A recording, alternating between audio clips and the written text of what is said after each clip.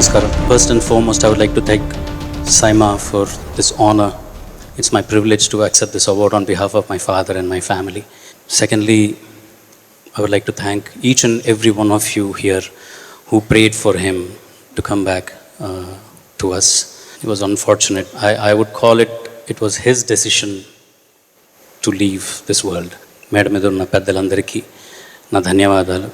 చిరంజీవి అంకుల్కి, సుహాసిని మ్యామ్కి, జీవి అండ్ తమన్ వాళ్ళ పాటలు కూడా పాడారు నాన్నగారు. Thank you. That's the most that I can say. Nothing else that I can say. Thank you so much. This for you, dad. Can you kindly sing a few lines of one of your favorites of your father's, please, for us? రాగాల పల్లకిలో కోయిలమ్మ రాలేదు ఈ వేళ ఎందుకమ్మా, రాలేదు ఈ వేళ కోయిలమ్మ, రాగాలే మూగబోయినందుకమ్మా.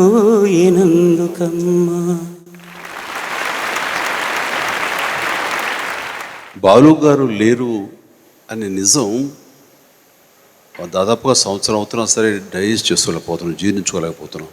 రేపు ప్రతిరోజు ప్రతి క్షణం ఎక్కడో ఆయన పాట మనకి వినపడుతూనే ఉంటుంది. అలాంటి మనిషి లేరు అని మనసుకు రావడం కూడా నిజంగా ఎందుకో డైజెస్ట్ చేసుకోలేకపోతున్నాం.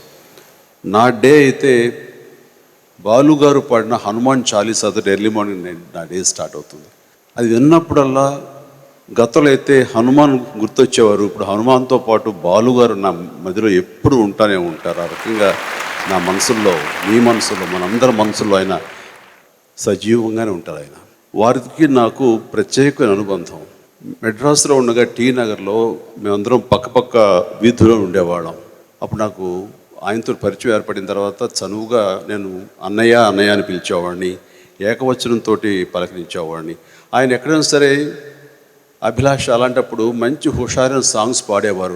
నువ్వని ప్రత్యేకించి అంటే సాంగ్ రికార్డింగ్ అయిన తర్వాత ఇంటికి వచ్చి ప్రత్యేకించి నీకోసం నేను కొన్ని గమకాలు, కొన్ని తమాషాలు, కొన్ని మస్తాలాలు వేసానయ్యా, అవన్నీ నువ్వు న్యాయం చేకూరుస్తావు అనే నమ్మకంతో నీకు ఒకసారి గుర్తు చేస్తున్నాను.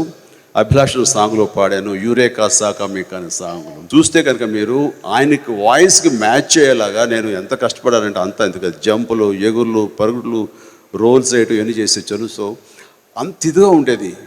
ఆయన నా పాటకి పరిపూర్ణ న్యాయం చేసే ఆర్టిస్టులు చాలామంది ఉన్నారు. అందులో చిరంజీవి ద బెస్ట్ అని ఎన్నో సందర్భాలు ఆయన అన్నప్పుడు ఎంత ఆనందం వేసేది అంటే అది ఒక అవార్డు లాంటి ఫీలింగ్ నాకు. ఈరోజు నా అన్నయ్యను పోగొట్టుకుంటాం అన్నది ఇది చాలా ఎంజాయ్ చేశాడు అన్నయ్య.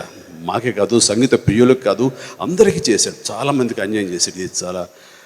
ఇది జీర్ణించుకోలేనటువంటి విషయం ఇది.